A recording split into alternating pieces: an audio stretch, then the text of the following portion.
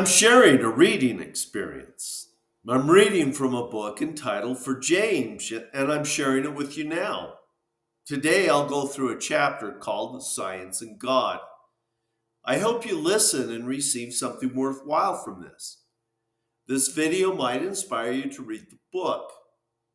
It's my hope that you'll search for the best books and gain information and idea to help you to become a better person. The more you read, the better you'll think. And the better you think, the more you'll be able to face life's challenges successfully. Science and God. Plato argued that because the physical world was constantly changing, the physical world cannot be the fundamental ground of reality. According to Plato, the ultimate reality must be based on the non physical world of ideas, since they do not change. For Plato, clear thinking and logic are the best approaches to understanding the world. Plato taught that logic and philosophy, not experiment, were the proper means for understanding physics and all other branches of learning. Science could not come up from mere thinking alone. Neither could science have arisen from these ancient civilizations believing everything is fatalistically determined, or from believing that the physical world was a mere illusion. The Greeks thought about many things that they wrote down, but Roger Bacon is credited as the first scholar to promote inductive reasoning as part of the scientific method. Isaac Newton refined Roger Bacon's scientific method into the one that we use today. These men knew that Plato's logic by itself could not see everything. In his book Confessions, Augustine said, "And then what is time? If no one asks me, I know what it is. If I wish to explain it to him who asks, I do not know." Unquote. Augustine argued that time isn't eternal. In Augustine's view, God made the universe not in time, but God made the universe along with creating time. Einstein's theory of relativity means that space and time are not absolutes, but are relative to each observer. This leads to the thought of hidden dimensions, invisible and inaccessible to us, where space, time, and the laws of physics operate independent of our understanding. Ancient writers of the Bible thought in terms of block logic rather than our modern day linear logic, which builds upon previous facts, such as if A equals Y and Y equals that X, then A equals X. Block logic groups ideas together even when they don't seem to match. Block logic does not require harmonizations because they realize there is more than what can be seen, touched, heard, or otherwise sensed. So they would simply say A equals X without necessarily knowing how you got there, because this style of thinking considers extra dimensional ideas.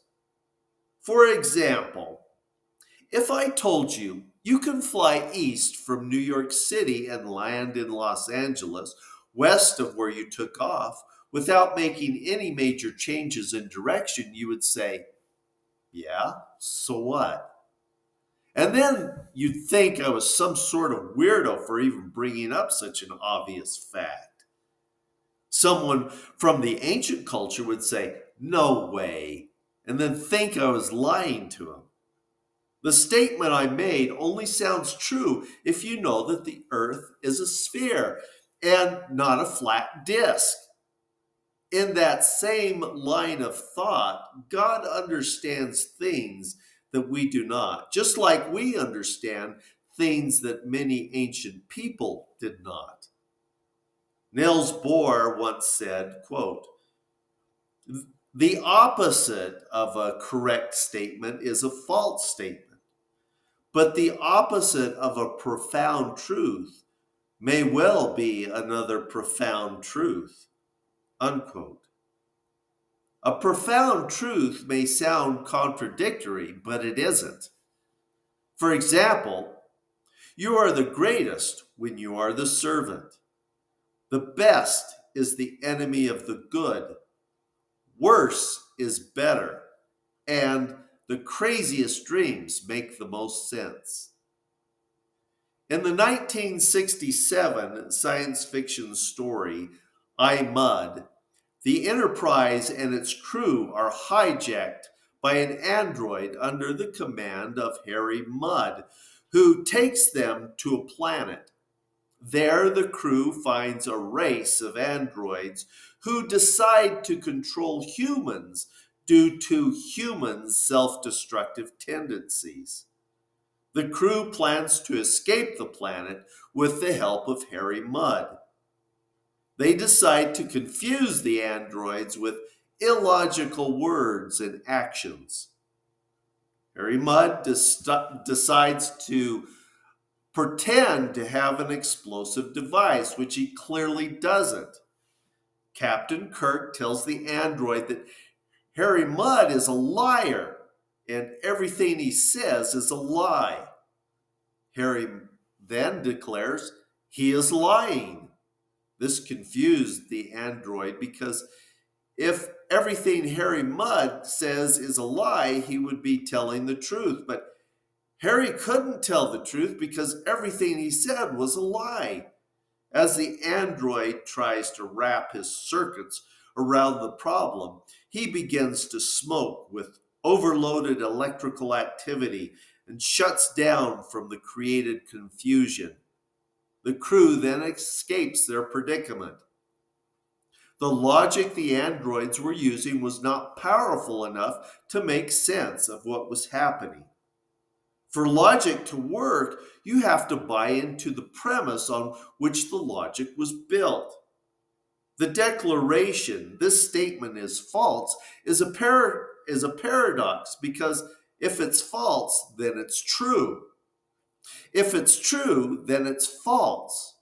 Likewise, logic fails to explain life's most basic realities, such as life's unfairness.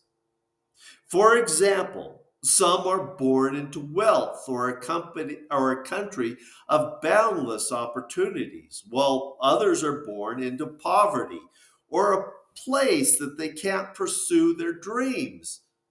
A bad person may be tall, fit, talented, and good looking, while the good person is short, fat, clumsy, and ugly. Someone with everything throws it all away because they're ungrateful, while another person works hard with good intentions only to be passed up for the promotion because they're not part of the in crowd. Materialists say a fluke and a long series of chances produced thinking beings. The people who believed in the Bible say the universe was made by him. Pantheists say that the universe itself is God and is not good or bad. No matter where you go in time and space, people have had these thoughts. Explicit scientists don't buy into any of these because authentic science is based on what is observed, not what is thought. The things which can't be observed must be reasoned or thought out. In other words, imprecise science with the look and feel of pure science, but without the constraints of pure science. Reasons may be very sound without anything being directly observed. Abductive reasoning infers facts, events, and causes. For example, when it rains, the yard is wet. The yard is wet. It must have rained. It is true that I can't actually see it rain, and I didn't see it rain, and the yard may be wet from another cause, such as sprinklers coming on, but raining is a likely and reasonable cause, So I'm going to stick with that until I have evidence that rain is not the cause of my yard being wet. Doctors do this all the time, this type of reasoning when they diagnose a patient. They may be wrong sometimes, but the record shows that they're usually right given the necessary specialty and experience. Abduction affirms the consequent.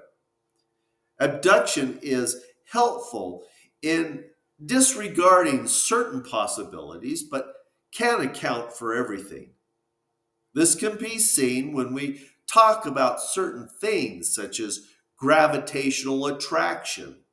The word attraction is used because scientists are describing an idea rather than something real because they don't really know what causes action at a distance. Dr. Thomas Burnett said, quote, "It's one thing to celebrate science for its achievement and remarkable ability to explain a wide variety of phenomena in the natural world." Unquote. Dr. Thomas Bennett goes on to say, quote, "But to claim that there's nothing knowable outside the scope of science would be similar to a successful fisherman saying that whatever he can't catch in his nets doesn't exist. Once you accept that science is the only source of human knowledge, you have adopted philosophical positions of scientism which cannot be verified or falsified by science itself.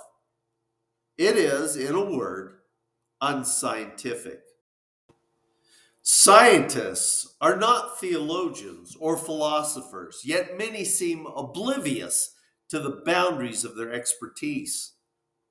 The atheists among them have personal, moral, or emotional objections to God. In their arrogance, many have decided to take advantage of what they believe to be the ignorance of the population to discern scientific boundaries by pretending they are experts in all topics. To claim or to imply that what science cannot observe or discover must then be false does not fit into a good scientific method. These are the thoughts of vulgar imperialistic scientism. These people try to set up a kingdom of knowledge by reductionist dismissals on their authority of supposedly objective scientific methods, which are anything but. You cannot judge religious claims with scientific tools. Just because the methods of science can't observe a point to the universe doesn't mean the universe is pointless. Of course, they can't observe a point. That's obvious, or should be. Any point to the universe can't be made into a scientific statement, and to do so would be intentionally misleading. The God of the Abrahamic tradition is by nature entirely unworldly and different from that of the rest of creation. This means, of course, God is not liable to human empirical observation and experimentation, as is the rest of the universe. We naturally try to make sense of our environment by trying to categorize, evaluate, and observe things so we can sort out what's important for survival and well being.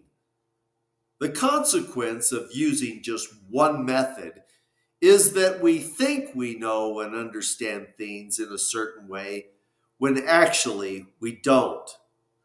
Rather, there are different methods by which we can understand and know. To illustrate, I'm going to tell you three things I know. I know that 1 plus 1 equals 2. I know that the waters of the Caribbean are the bluest waters I've ever seen. And I know I love my family. I know these things, but I know them in different ways. For the first statement, I can show you how addition works by using two identical objects, like two pieces of candy. When I put one of these pieces of candy on the table, I then say, if I have one piece of candy on the table and I put another piece of candy on the table, I will have two pieces of candy on the table. So it's fairly easy for me to validate the concept of 1 plus 1 equals 2 with repeatable experimental demonstrations. Now let's talk about the waters of the Caribbean. I think the statement I gave you is pretty solid, and I think you'll agree with me. But what if you were to say, that water's clear, not blue in color? Maybe you're colorblind and you can't even see blue. You then dip a glass in the water and pull the glass out of the water for me to see. Neither of us can identify a blue hue to the water. We might get into a discussion of light and wavelength, but it doesn't change my experience of seeing blue water or your opinion that the water is clear rather than blue. I know that the water is blue to me, but you don't have the same knowledge because your experience is different. How about that last statement? I love my family. What does that even mean? There's no objective way to measure this. I can't lay love out on the table for you to see. I can't explain my love in scientific terms. What if I spank my kids? It doesn't matter that I can't explain this love. I still say that I love my family and they love me. I know these three statements are true, but I don't know they're true in the same way. These different ways of knowing they're true are 1, knowledge, 2, experience, and 3, intuition. Profound truths are found to be bigger than mere observed facts or proof. Accepted scientific theories are just one discovery away from being discarded. Einstein stated, quote, "No amount of experimentation can ever prove me right, and a single experiment can prove me wrong," unquote. Pure science excludes the supernatural, not because scientists conclude that God doesn't exist, but because science relies strictly on measurable ways to form its explanations. Many things help us to understand how we can gain truths without direct scientific observation. Kurt Gödel came up with two incompleteness theorems, stating there will always be things unproven, while arguing against consistency as a criterion for existence, and affirming there is no reason to reject intuitionalism. In an uncertain world, achieving clarity requires intuition. Werner Heisenberg's uncertainty principle states there is a fundamental limit to exactness because the more certain you are about one thing, the less certain you will be about another. The more we pursue truth, the more we see the confusion of reality where things become less clear. When we turn it around, the more we seek to shed light on life's deepest questions, such as how life all began, the more we see truths that cannot be proven logically when we lean on intuition and faith. Proverbs 16:25 says, "There is a way that appears to be right, but in the end it leads to death." The opinions of the world must seem right to many, but the things are not always as they appear. A great proponent of world philosophy, Stephen Hawking, is quoted as saying, "Heaven is a fairy tale for people afraid of the dark." As a reminder of what Paul says in 1 Corinthians 1:18, that, quote, "The message of the cross is foolishness to those who are perishing."